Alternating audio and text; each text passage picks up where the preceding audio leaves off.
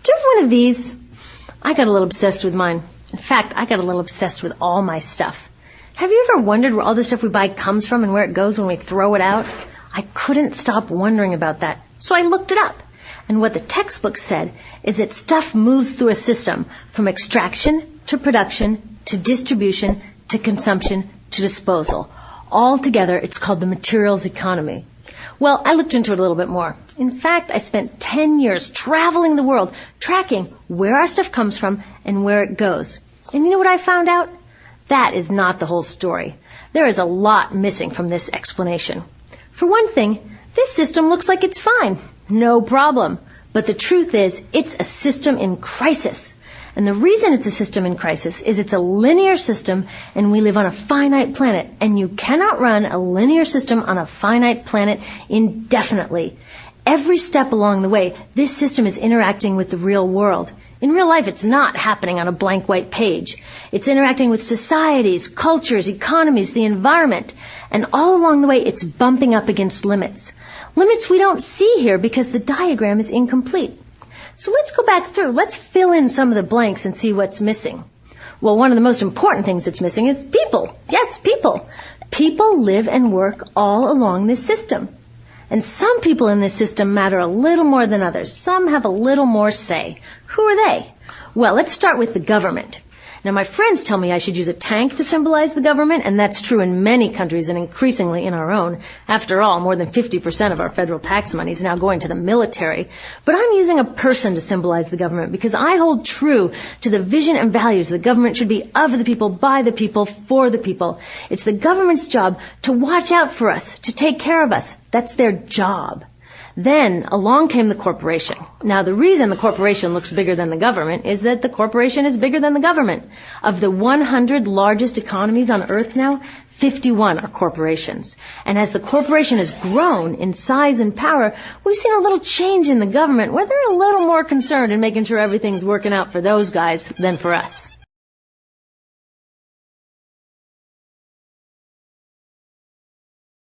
Okay, so let's see what else is missing from this picture. We'll start with extraction, which is a fancy word for natural resource exploitation, which is a fancy word for trashing the planet. What this looks like is we chop down the trees, we blow up mountains to get the metals inside, we use up all the water, and we wipe out the animals. So here we are running up against our first limit. We are running out of resources. We are using too much stuff. Now, I know this can be hard to hear, but it's the truth, so we've got to deal with it.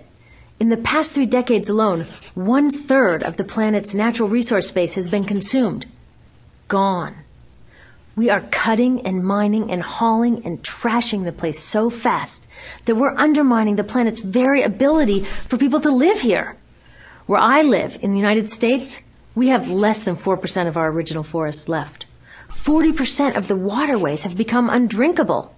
And our problem is not just that we're using too much stuff, but we're using more than our share.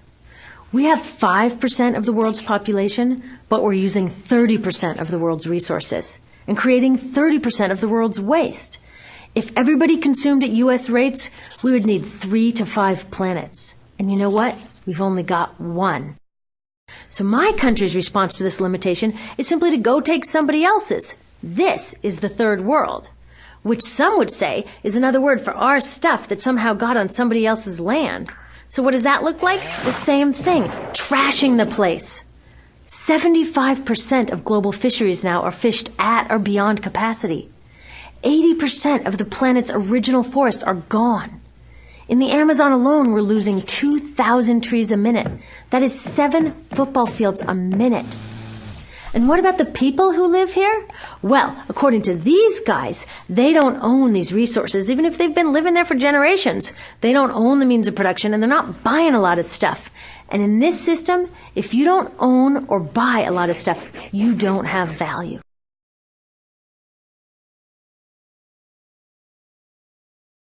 So next, the materials move to production. And what happens there is we use energy to mix toxic chemicals in with the natural resources to make toxic contaminated products. There are over 100,000 synthetic chemicals in use in commerce today. Only a handful of them have even been tested for health impacts, and none have been tested for synergistic health impacts. That means when they interact with all the other chemicals we're exposed to every day. So we don't know the full impact on health and the environment of all these toxic chemicals, but we do know one thing: toxics in, toxics out. As long as we keep putting toxics into our industrial production systems, we're going to keep getting toxics in the stuff that we bring into our homes and workplaces and schools, and our bodies. Like BFRs, brominated flame retardants, they're a chemical that make things more fireproof, but they are super toxic. They're a neurotoxin. That means toxic to the brain. What are we even doing using a chemical like this? Yet we put it in our computers, our appliances, couches, mattresses, even some pillows. In fact, we take our pillows, we douse them in a neurotoxin, then we bring them home and put our heads on them for 8 hours a night to sleep. Now, I don't know, but it seems to me in this country with so much potential, we could think of a better way to stop our heads from catching on fire at night. Now, these toxics build up the food chain and concentrate in our bodies. Do you know what is the food at the top of the food chain with the highest level of many toxic contaminants? Human breast milk. That means that we've reached a point where the smallest members of our societies, our babies, are getting the highest lifetime dose of toxic chemicals from breastfeeding from their mothers. Is that not an incredible violation? Breastfeeding must be the most fundamental human act of nurturing. It should be sacred and safe. Now, breastfeeding is still best, and mothers should definitely keep breastfeeding, but we should protect it. They should protect it. I thought they were looking out for us. And of course, the people who bear the biggest brunt of these toxic chemicals are the factory workers, many of whom are women of reproductive age. They're working with reproductive toxins, carcinogens, and more. Now I ask you, what kind of woman of reproductive age would work in a job exposed to reproductive toxins except for a woman with no other option? And that's one of the beauties of this system. The erosion of local environments and economies here ensures a constant supply of people with no other option. Globally, 200,000 people a day are moving from environments that have sustained them for generations into cities, many to live in slums, looking for work, no matter how toxic that work may be. So you see, it's not just resources that are wasted along this system, but people too. Whole communities get wasted. Yep, toxics in, toxics out. A lot of the toxics leave the factories in products, but even more leave as byproducts or pollution. And it's a lot of pollution. In the U.S., our industry admits to releasing over 4 billion pounds of toxic chemicals a year. And it's probably a lot more because that's only what they admit. So that's another limit, because yuck, who wants to look at and smell 4 billion pounds of toxic chemicals a year? So what do? Move the dirty factories overseas, pollute someone else's land. But surprise, a lot of that pollution is coming right back at us, carried by wind currents.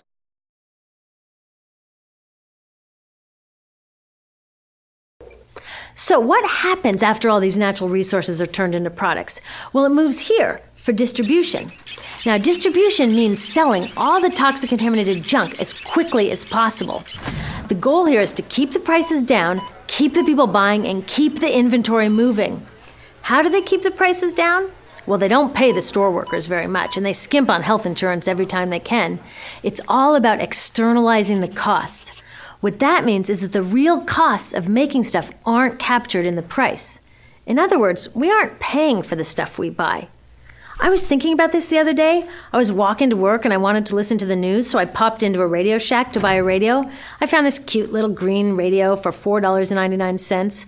I was standing there in line to buy this thing, and I was thinking, how could $4.99 possibly capture the cost of making this radio and getting it into my hands? The metal was probably mined in South Africa. The petroleum was probably drilled in Iraq. The plastics were probably produced in China. And maybe the whole thing was assembled by some 15-year-old in a maquiladora in Mexico. $4.99 wouldn't even pay the rent for the shelf space it occupied until I came along, let alone part of the staff guy's salary who helped me pick it out, or the multiple ocean cruises and truck rides pieces of this radio went on. That's how I realized I didn't pay for the radio. So who did pay? Well, these people paid with the loss of their natural resource space.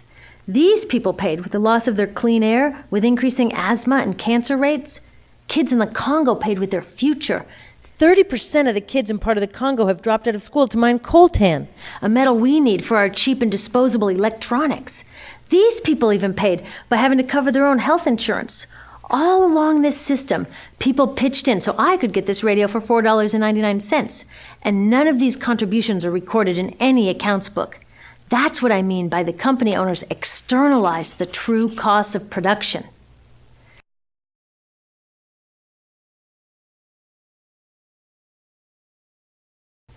And that brings us to the golden arrow of consumption. This is the heart of the system, the engine that drives it. It is so important that protecting this arrow has become the top priority for both of these guys. That's why after 9/11, when our country was in shock, and President Bush could have suggested any number of appropriate things, to grieve, to pray, to hope. No, he said to shop, to shop. We have become a nation of consumers. Our primary identity has become that of being consumers, not mothers, teachers, farmers, but consumers. The primary way that our value is measured and demonstrated is by how much we contribute to this arrow, how much we consume. And do we? We shop and shop and shop, keep the materials flowing, and flow they do. Guess what percentage of total materials flow through this system is still in product or use 6 months after their date of sale in North America? 50%? 20? No, 1%. 1. In other words, 99% of the stuff we harvest, mine, process, transport, 99% of the stuff we run through this system is trashed within 6 months. Now, how can we run a planet with that level of materials throughput? It wasn't always like this. The average U.S. person now consumes twice as much as they did 50 years ago. Ask your grandma. In her day, stewardship and resourcefulness and thrift were valued. So how did this happen? Well, it didn't just happen. It was designed. Shortly after World War II, these guys were figuring out how to ramp up the economy. Retailing analyst Victor Lebeau articulated the solution that's become the norm for the whole system. He said, our enormously productive economy demands that we make consumption our way of life, that we convert the buying and use of goods into rituals, that we seek our spiritual satisfaction, our ego satisfaction in consumption. We need things consumed, burned up, replaced, and discarded at an ever-accelerating rate. President Eisenhower's Council of Economic Advisors chairman said that the American economy's ultimate purpose is to produce more consumer goods. More consumer goods?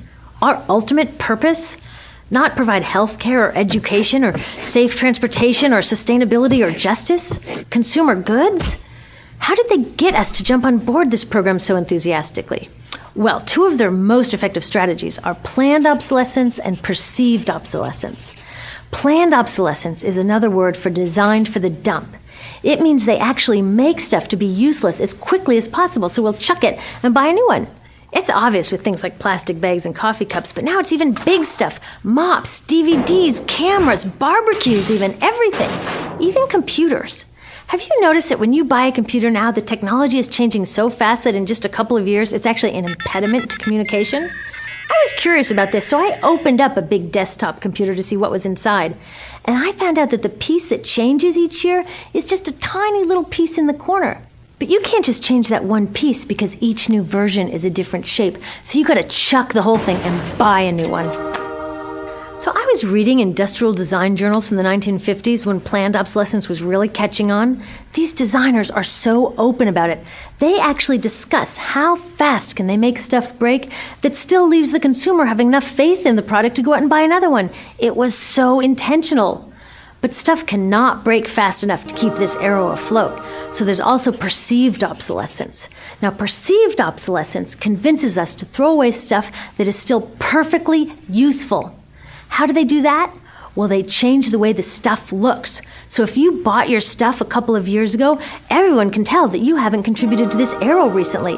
And since the way we demonstrate our value is contributing to this arrow, it can be embarrassing. Like, I've had the same fat white computer monitor on my desk for 5 years. My coworker just got a new computer. She has a flat, shiny, sleek monitor. It matches her computer, it matches her phone, even her pen stand. She looks like she's driving in Spaceship Central, and I look like I've got a washing machine on my desk. Fashion is another prime example of this. Have you ever wondered why women's shoe heels go from fat one year to skinny the next to fat to skinny? It's not because there's some debate about which heel structure is the most healthy for women's feet. It's because wearing fat heels in a skinny heel year shows everybody that you haven't contributed to that era as recently, so you're not as valuable as that person in skinny heels next to you, or more likely in some ad. It's to keep us buying new shoes. Advertisements and media in general plays a big role in this. Each of us in the U.S. is targeted with over 3,000 advertisements a day. We see more advertisements in 1 year than people 50 years ago saw in a lifetime. And if you think about it, what's the point of an ad except to make us unhappy with what we have? So 3,000 times a day, we're told our hair is wrong, our skin is wrong, our clothes are wrong, our furniture is wrong, our car is wrong. We are wrong, but it can all be made right if we just go shopping. Media also helps by hiding all of this and all of this. So the only part of the materials economy we see is the shopping. The extraction, production, and disposal all happens outside of our field of vision. So in the U.S., we have more stuff than ever before, but polls show that our national happiness is actually declining. Our national happiness peaked in the 1950s, the same time that this consumption mania exploded. Interesting coincidence. I think I know why. We have more stuff, but we have less time for the things that really make us happy. Friends, family, leisure time. We're working harder than ever. Some analysts say we have less leisure time than any time since feudal society. And do you know what the two main activities are that we do with the scant leisure time we have? Watch TV and shop. In the U.S., we spend 3 to 4 times as many hours shopping as our counterparts in Europe do. So we're in this ridiculous situation where we go to work, maybe 2 jobs even, and we come home and we're exhausted, so we plop down on our new couch and watch TV, and the commercials tell us you suck, so you gotta go to the mall to buy something to feel better, and then you gotta go to work more to pay for the stuff you just bought, so you come home and you're more tired, so you sit down and you watch more TV, and it tells you to go to the mall again, and we're on this crazy work, watch, spend treadmill, and we could just stop.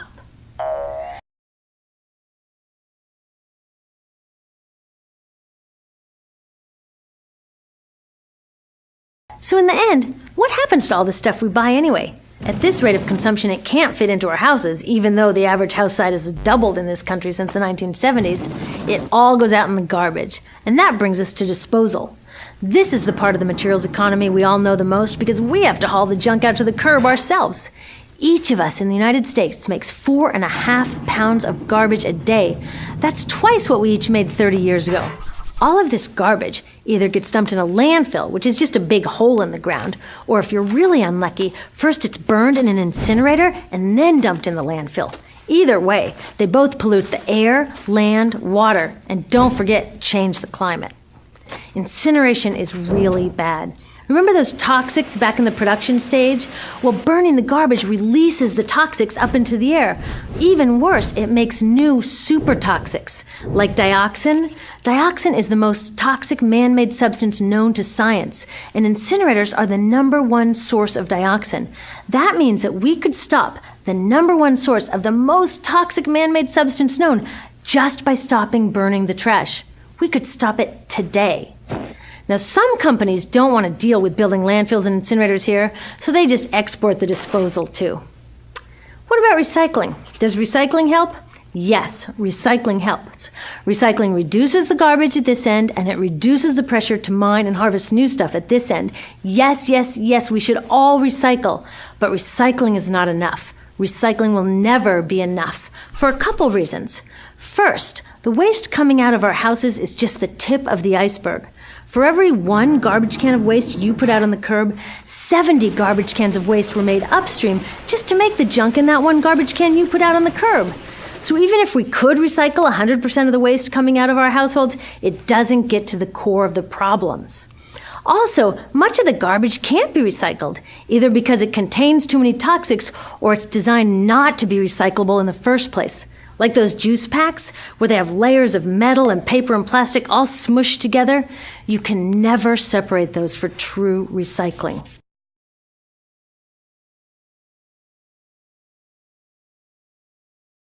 So you see, it is a system in crisis.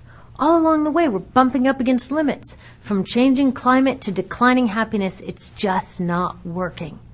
But the good thing about such an all-pervasive problem is there are so many points of intervention.